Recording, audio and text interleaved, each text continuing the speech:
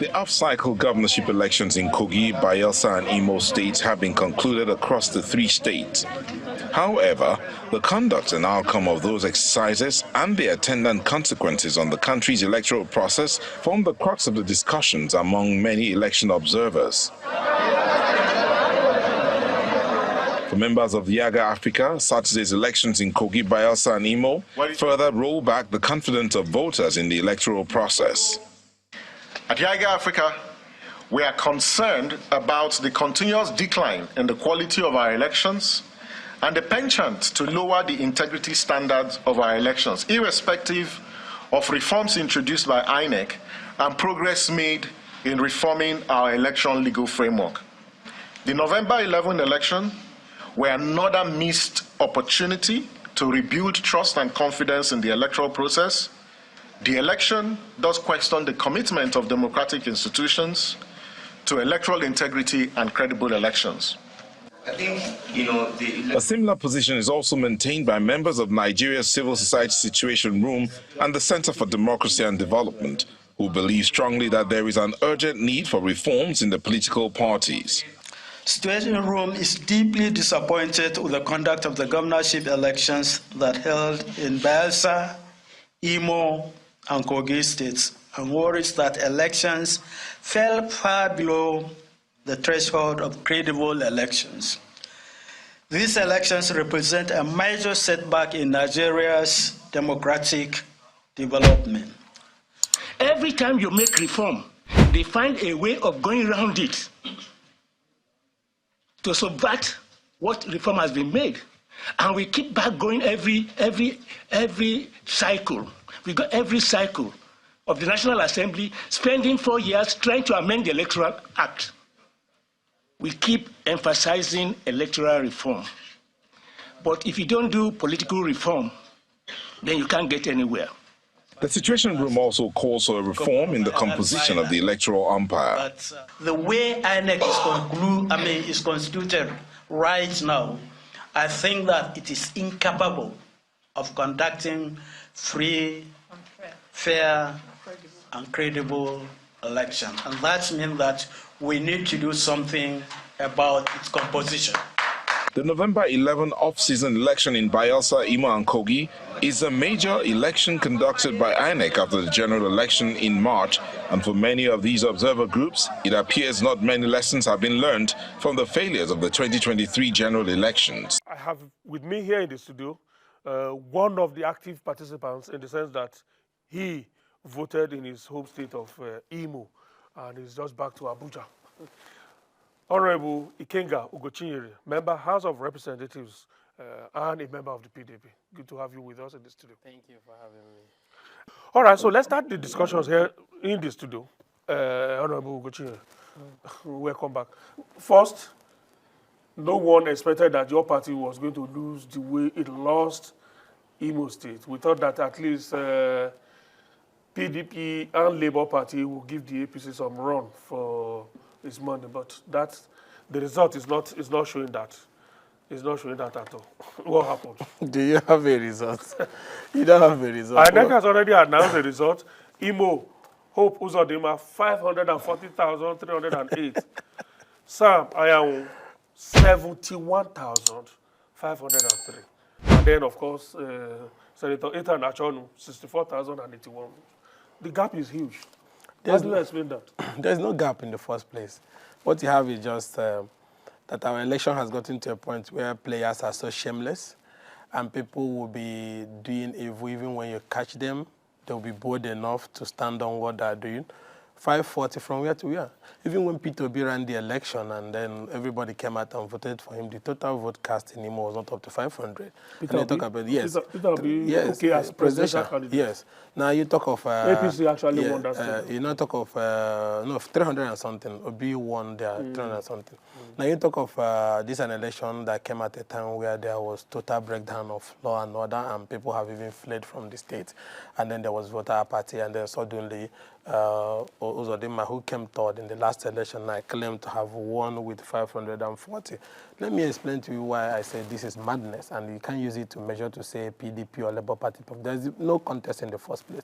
you saw a total display of electoral madness. You saw attack on voters, attack on agents of political parties. Some of them don't even before they come inside the collection center. You saw materials not getting to the polling. This is the first time in our electoral process that people wake up, hijack a total, 4, 5, 15 wards and take it to a particular location. No accreditation, no voting, and then figures were, I was even, the 540 is low. You should have even made it 1.2 million or thereabout. This was a joke. Most of them have not won any legitimate mandate as long as Saturday election is concerned. And let me explain to you why. It's very simple. This election, going by the provision of the Electoral Act, was supposed to be guided by a BVAS accreditation. Yes. So it means that if you accredit 4, your vote should be 4. If not 3 or 2. But when you accredit 1 and your vote is 500 and he says score 540, that's madness. And I'll give you some few examples for you to understand. Just 7 examples for you to understand. And I want Nigerians who are also watching us to go to www.inecelectionresult.ng and also see for themselves. You go to a place like Izuogu Ward 1. Accreditation is 1. One accreditation by the BVAS. One person. One person. Now look at the vote scored by Ozodema. The vote scored by the total vote cast. The vote scored by APC is 275. 1 accredited. And I will take it later, you go and check it. And in this particular area, the total number of registered voters we have here is 323. The people that voted is 328. 323, 320 voted. 3. I will make the investigation. About 5 people have died in this particular location. So how did you arrive at this nonsense and you call it election result? Is that how you win? Now you go to a place like Omuma, where the governor comes from. Now, look at the number accredited by the BVAS is 13. The vote the governor is scoring here is 400. Is this what you call defeating of PDP? Now, you go to a place like Okigwe. You know what is happening in Okigwe? The insecurity, people have fled their homes. Okigwe is turning the highest number ever in Imo history. Now, in this particular area, they call Amori. Look at the vote scored. 509. Accreditation 0. Nobody was accredited. You can see there's no accreditation figure up here. Nobody was accredited. And then you see 500 as vote cast. You go to a place like Obowo, Otoko, Okolonaoho, what they call it. Vote accredited is 10. Look at the vote the governor is scoring. 927. 10 accredited. Score 927. This is madness. You don't declare me as an election. It will be insulting to people who believe in election. Go to Ndiheme in Arondizog. Here, no accreditation at all. And what is the vote is scoring? 750. People, people are called criminals gathered and concocted figures and force it to be announced. You can't call it election. It's a crime scene. Both the collection officers and those who were involved in this election, by now are supposed to be arrested in any decent country. You go to December Tokobo 012. Vote accredited is 83. What are they scoring? 459. And the last one, from the same Otoko, 007 polling unit in Obo, accredited voters is 73. They are scoring 599. So how do you not say that he beat anybody? Incidentally, all of these examples that you have shown here, Okigwe, Oru East, Idato, the same everywhere. Do you have the one from your own polling unit, whether your polling unit is among No, in my polling unit, because they know that definitely I have that capacity to quell some of those madness. In my own polling, even after voting, they refuse to transmit. We have to pin them down and force them to transmit. That's why I was able to deliver my polling unit. What is in the IREV? Yes, it's correct. Because I heard them. What about the other areas, they didn't allow voting to take place, not to upload. So the point I'm trying to make... your federal constituency, yes, that's what I showed you in Aaron. Are these ones... Let me show you my federal. Yes. Now look at here. This is Izuogu Ward 1. Where you have 323 as the total number of registered voters. They say 320 came out. There's about 4 people we know that have died. Yes. So you can see that this thing is just cooked up figures that doesn't have any basis. And in that one, only 1 person came out for accreditation, because these are where you have most of the activities of insurgents. 1 person came out. Now, what is the vote they recorded they scored? They scored 275. So what I'm saying is that if this is a decent society, first of all, you ought not have declared Uzodinma winner. What you need to do, going by the provision of the letter, was to recalculate. Recollect it. But that would be if there were protests. There was protests. No, people that were even protesting, you saw them inside the collection center. He saw talks inside the collection center, beating both Labour and PDP and throwing them out. Yes, it is not. You saw it physically. It is not at the state collection center that the protest should start. The protest started from the World Collection Center. Because this is a governorship election. Yes. The first place you go to for collation is the ward. Yes. From polling units. Yes.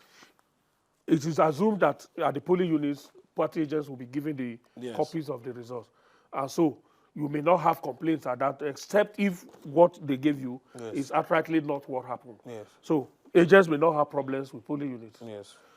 But by the time you leave the polling unit, you already have one result from that polling unit. Yes. And that result has also been uploaded Yes. to the IRF. So by the time you are moving to the ward, you already have two results. Yes. Two in the sense that you have the hard copy that was given to you at that polling unit. Yes. And you have the copy that was uploaded.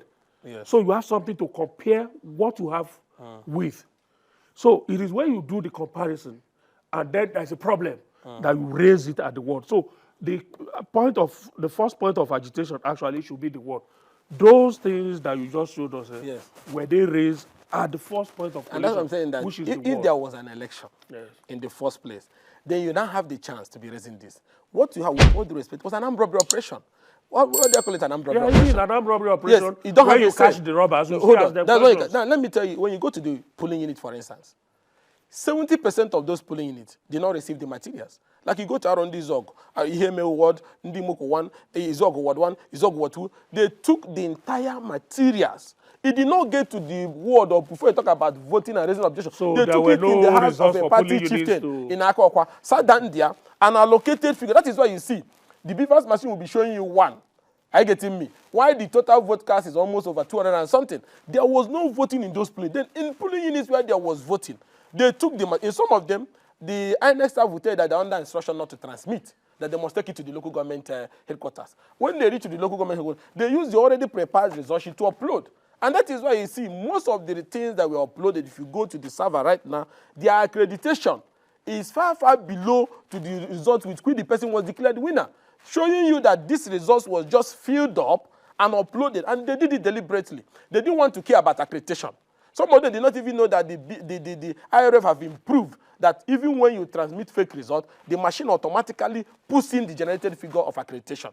That they didn't know. If they had known, they wouldn't have done this kind of mad work, because before in the last election, the IRF did not have the accredited figures automatically popping up from the beavers onto the server. But in this election, the total number accredited in that machine, the machine sends it separate to the server, different from what you are transmitting. That's why you see now. Look at where it's showing now. The INEC chairman alluded to the fact that there is a surprise. Probably this is the surprise. No, this is the complete surprise. They didn't know this would be there. That's why once you open the INEC IRF now, you see first accredited figure, then you see what was transmitted. So all that was transmitted is different from what the machine automatically gave you as accreditation.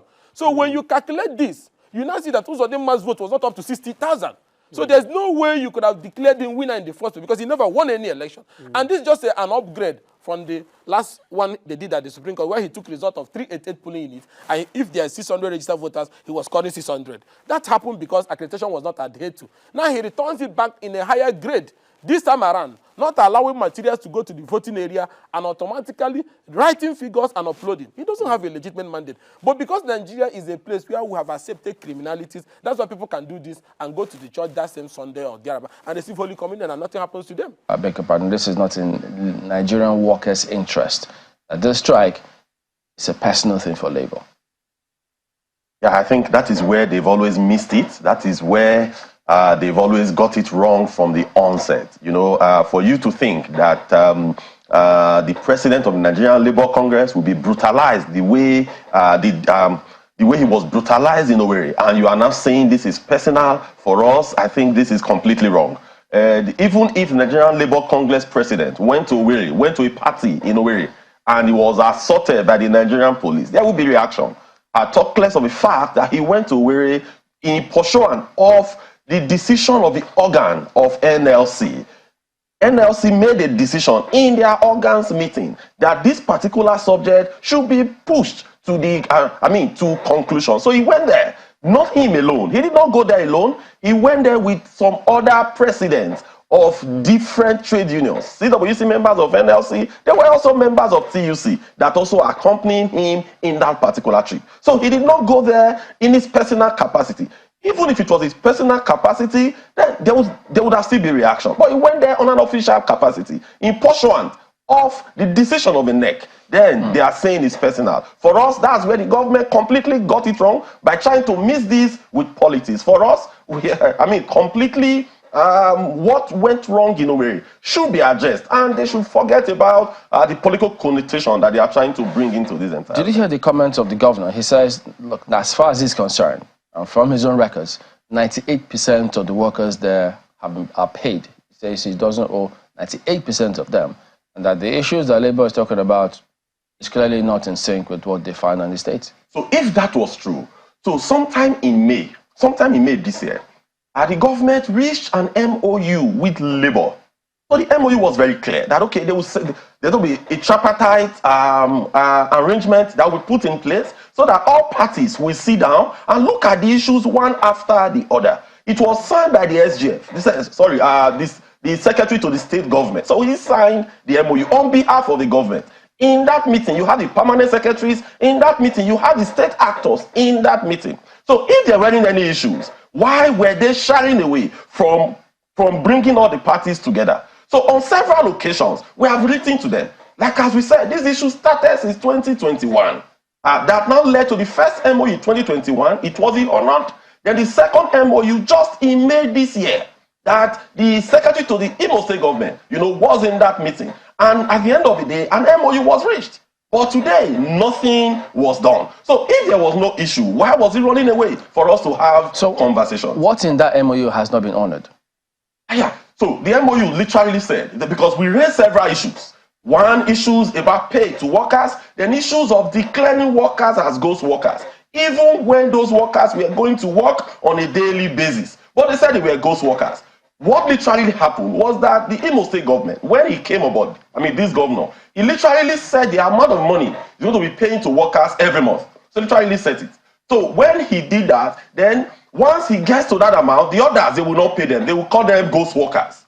And so he was doing that. When Labour will shout, he will not rationalize. So if this month he paid, let's say, 5,000 workers, then next month he will remove 1,000 and bring additional 1,000. So when we discovered this, we said no, because our members, they cried to us. We now said no, that this is literally wrong and this should be addressed. So all these were put on the table on that particular day in May. And an MOU was signed off that we would have conversation after then. A timeline was also set. But there was no conversation whatsoever, even when we wrote to them on multiple occasions. So it's very convenient for the governor to come out today and say that 90% of the workers were paid. How come the governor is saying that, look, there's been no communication between him and the Labour leadership, national Labour leadership, that he's open for communication? Nothing whatsoever has happened between them. Okay, Chamberlain, if I leave this studio, I will get that MOU and I will send the MOU to you so that you will see that there was a meeting in May. So for the governor to come out and be lying to Nigerians, I'm really surprised. There were meetings in May that was attended by the secretary to the state government. Secretary to the state government is one of the pillars of government. He was there in the meeting. And in that meeting, the Secretary General of Trade Union Congress was there, likewise of the NLC. So we all sat down and had the conversation and we reached that MOU. But today, nothing was done. So all effort that was made to the government to say, okay, honor this MOU that you have signed, he doesn't even reply anybody. He doesn't even care. The Dalam Tushomole, now a senator, former governor, also spoke on some of these matters. So I'd like you to just listen to what he said, and then let's get your response to it. As we speak, we have states that are not paying 30,000. And those states are not being mobilized to go on strike. The federal government had granted 35,000 naira increase, right? And those discussions were supposed to be for and on behalf of not only the federal government, but on behalf of all workers in Nigeria, including those employed by local governments and state governments. And the additional revenue accruing from the withdrawal of subsidy trickles out to the states and to the local government. Now, I would wish that somebody at the NLC will recognize that the hunger in the stomach of federal employees is not any worse than the hunger in the stomach of those state employees, not those local government employees. If these are the issues on the table, even as a senator, I will publicly support any action against any government that think that we should lament away our hunger and why the people do what they do. Unfortunately, this strike is not about those issues. And I think we have to be careful not to mix our political opinion with our responsibilities, because the issues confronting workers are so many that they should become the priority. I want Labour to, we cannot be apolitical because politics is about the people. And I have argued when I was in NLC that nobody has the right to be partisan, much more than those who turn the wheel of our industrial progress. But it's saying that we must recognize that however hard you try, when it comes to politics, people are going to have different reasons for supporting different candidates. And you have to be careful not to be seen to be doing the bidding of a particular candidate or a particular political party. What do you think of that? Yes, our senior comrade, Adams Oshomole, you know, you give opinion based on the information that you have. You know, today he's a senator, so he's busy with national politics. So I think he does not have sufficient information. So maybe after here, we'll give him as much information as possible once he reaches out, because I think he went to the villa to meet with them in the villa. So that could be the information that they have given to him in the villa. Has he spoken with Joe Ajero? Has he spoken with the senior labor leaders in the country to also have their opinion on what this subject is? Because again, you must always balance opinion, because we must be careful to run with single Has he spoken with your leadership? I mean, your union? No, we have not had conversation with him. So what is he missing there? Yeah, because clearly what Ajero went to do in Owerri was not politics.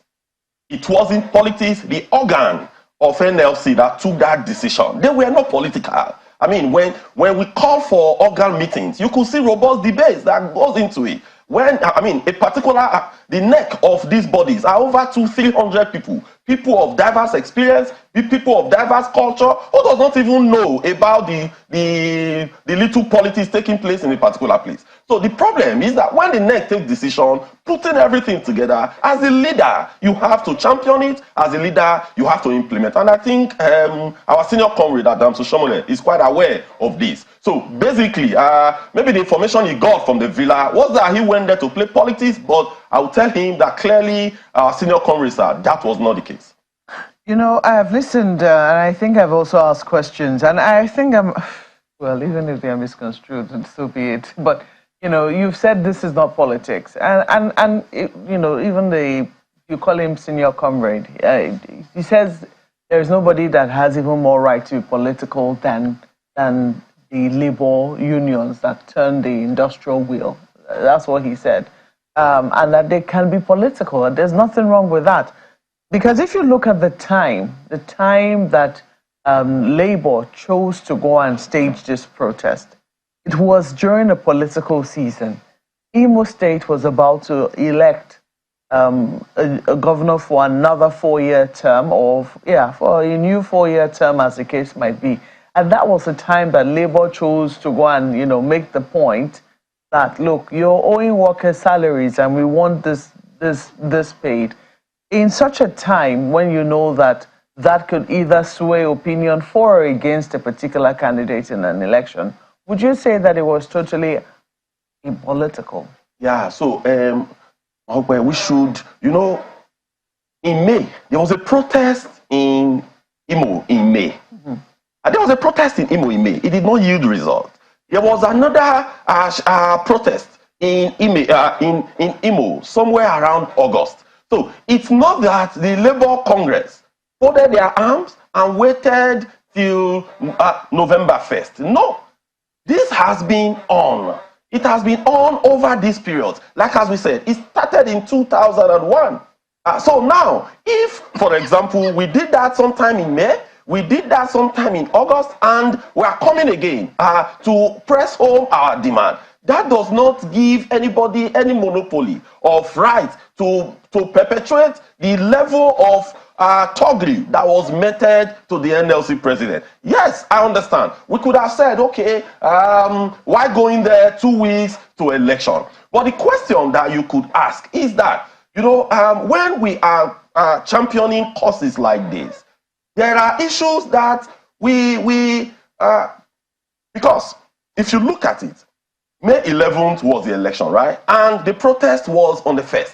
So that's close to 2 weeks to the particular election that we are making reference to. It wasn't the eve of the election. It wasn't 2 days or 3 days or 4 days to election. Even if it was a month, Maokwe, people could have still said, mostly those in power, could have said that it was also politics. In fact, when we went there in May, we also learned, because the governor and his people also granted interviews. They said, no, that is because of the election that is coming. So truly, what is the right time? If you go there after election, they are also going to tell us that, it's because your candidate lost the election and that you are going to incite the people against the government. So what time is truly right, Maokwe?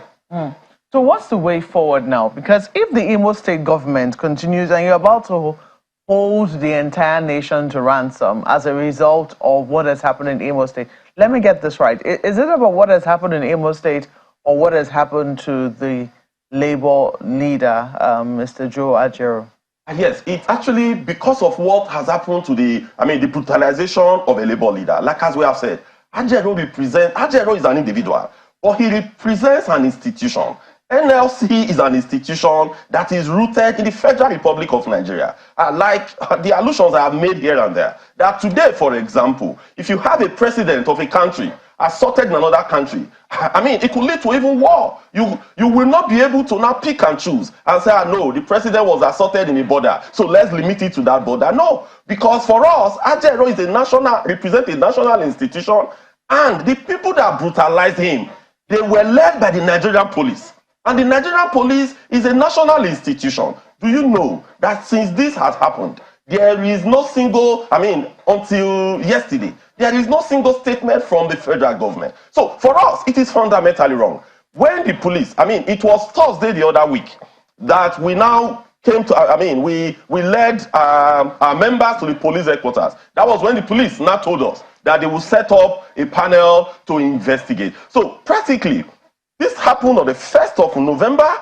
On the 3rd of November, we issued a threat that we'll go on national strike if some certain things are not done on the 8th. On the 7th, as patriotic Nigerians, we decided to shift our sword. We now shifted it by additional 1 week. The reason why you give timelines before you go on strike, the reason why you give strike notice is to get the government institutions to act. So that was why we gave 1 week, but when they were not forthcoming, we gave additional 1 week. But until yesterday, that was when they started reaching out. That is not how to govern, and that is not how to lead a state. I think it must be very clearly said that, what has happened to the Labour leader, to the NLC president, Comrade Joe Ajaero, is totally condemnable. As a journalist, and I think as a media house, I can very categorically say that that is not something that we support. And the questions that we pose to you are just the questions that we need to pose to you. Sure.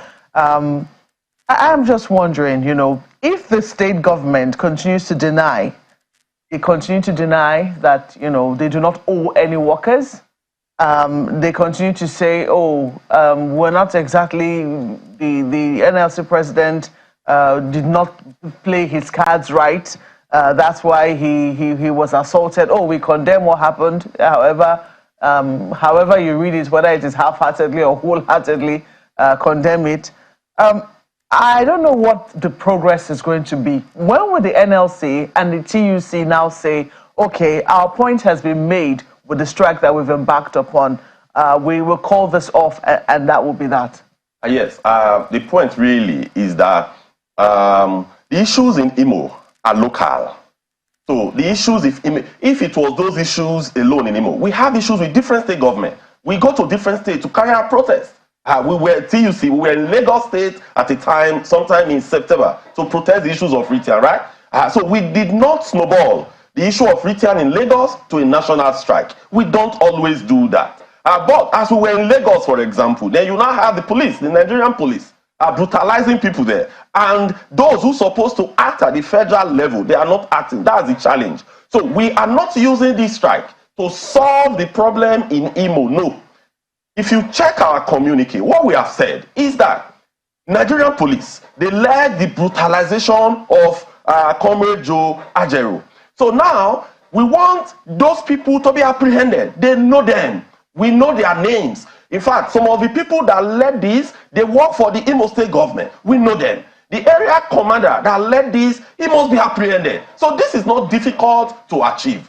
So when we started pushing all this, there were no single comment from the Nigerian state. But since yesterday, we have been having some conversations. Once we progress those conversations and we see clearly that they are serious to bring these people to book, they are serious to hold them to account, then of course we would let go. But the federal government has said, oh, the Inspector General of Police has spoken. And indeed, the Inspector General of Police spoke the eve before the elections, the eve of the elections, saying that, oh, the CP, under whose watch this thing happened, has been transferred out of the state.